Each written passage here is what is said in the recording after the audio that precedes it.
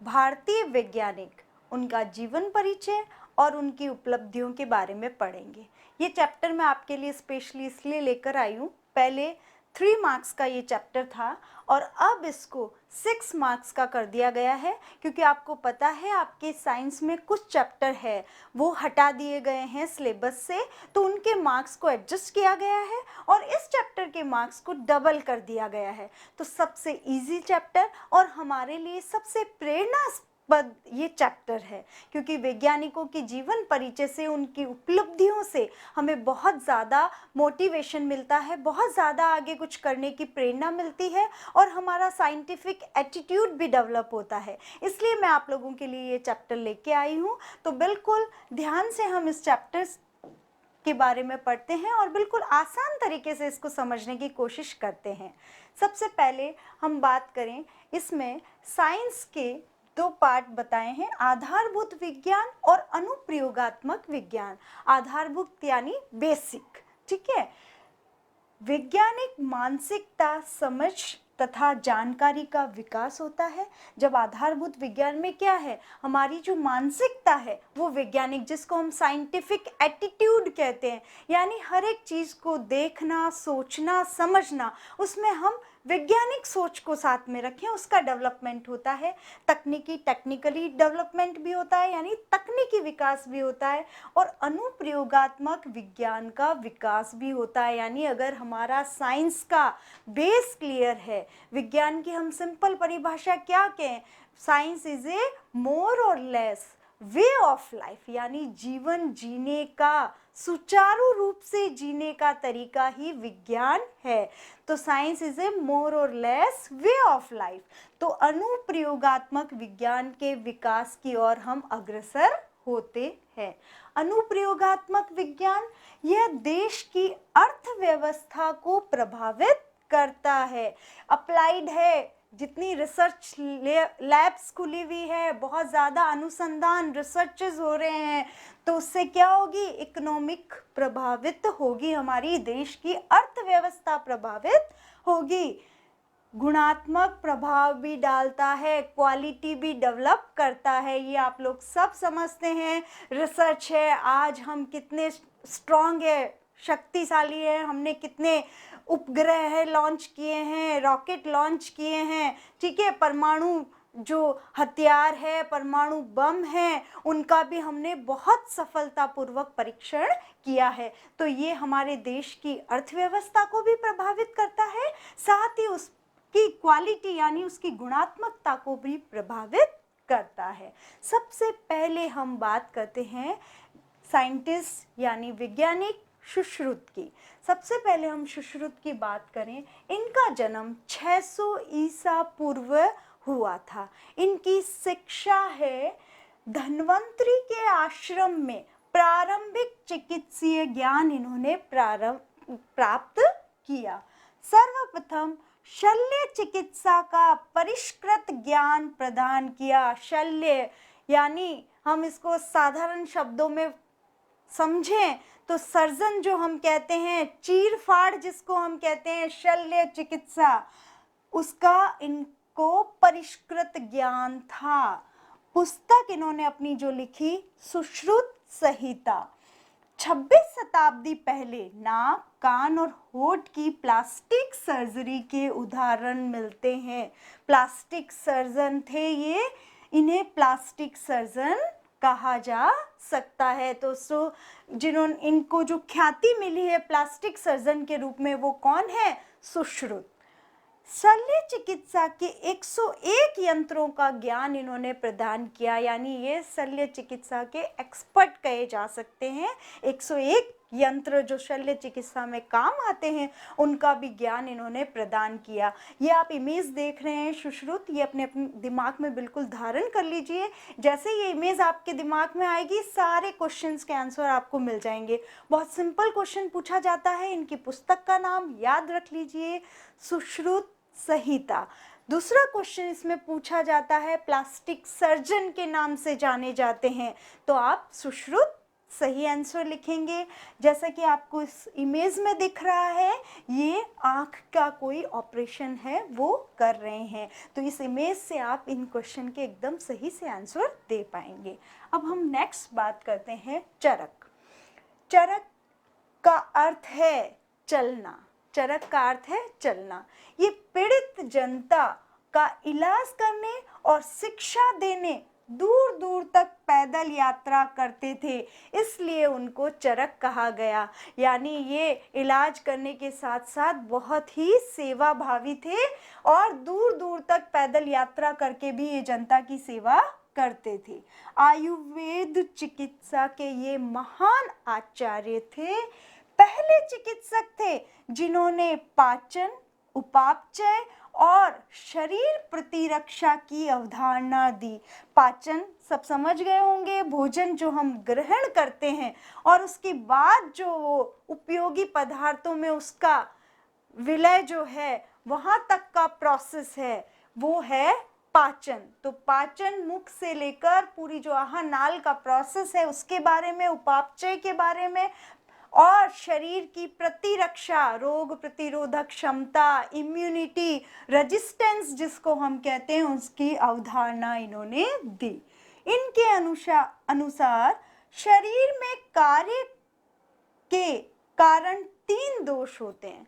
हम बीमार क्यों होते हैं, है ना? ये क्वेश्चन भी पूछा जाता है, एग्जाम में आता है कि चरक ने बीमारी के कौन से 3 कारण बताए।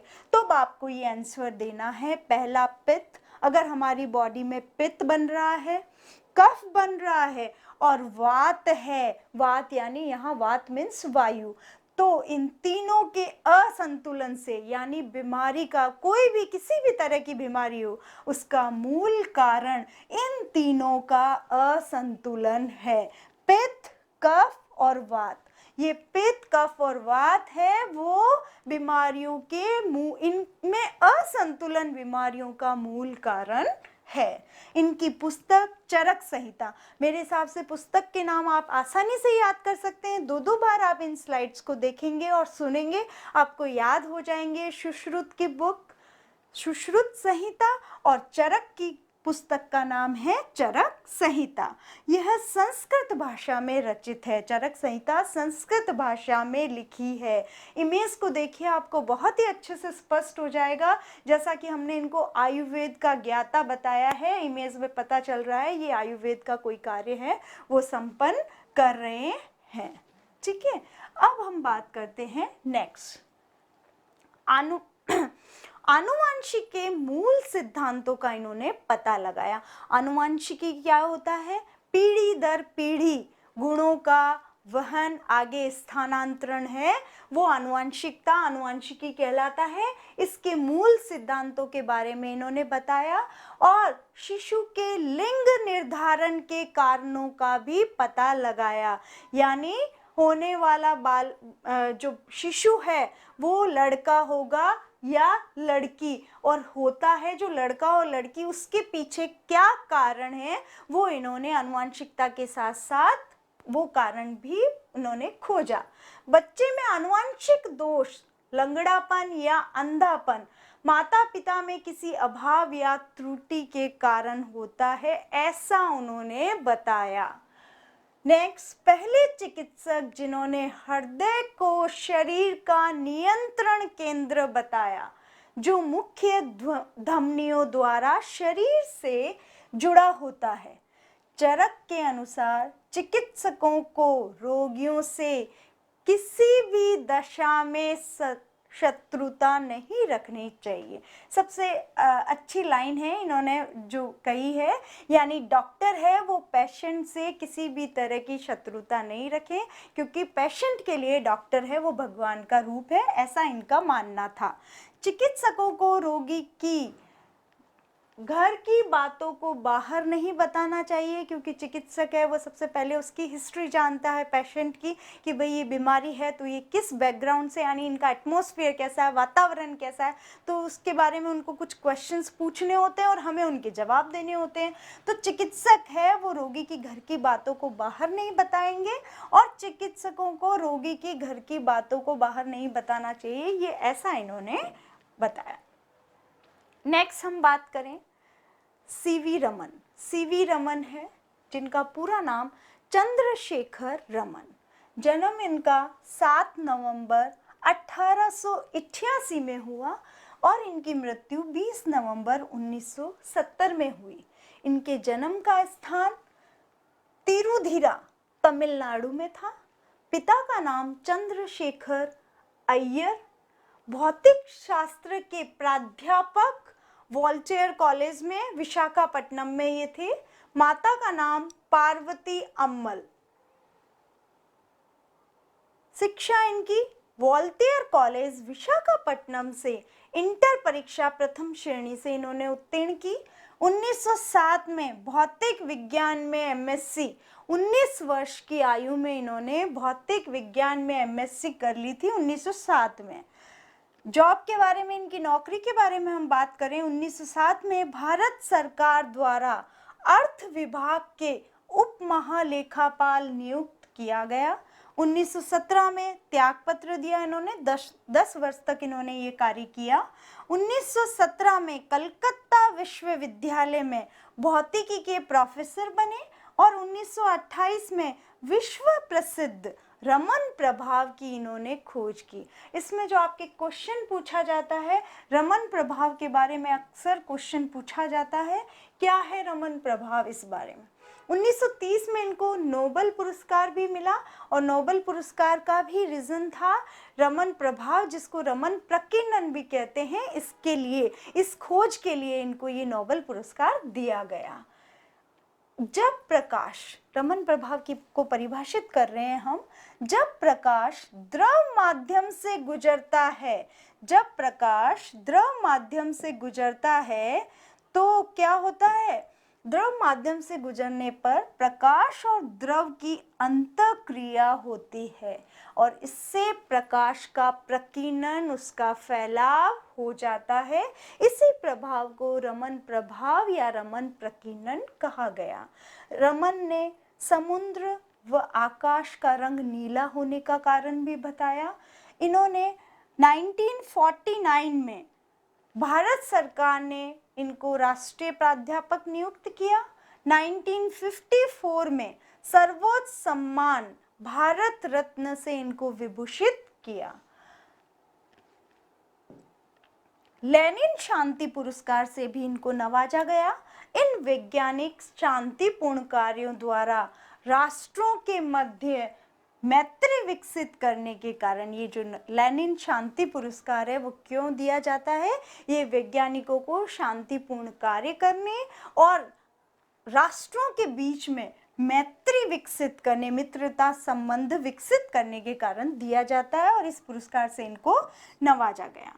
नेक्स्ट है सीवी रमन के सम्मान और रमन प्रभाव की खोज के उपलक्ष्य में, ये सब जानते हैं, विज्ञान दिवस प्रत्येक वर्ष 28 फरवरी को विज्ञान दिवस मनाया जाता है। तो वो जो विज्ञान दिवस है वो सीवी रमन के सम्मान में ही मनाया जाता है 28 फरवरी को।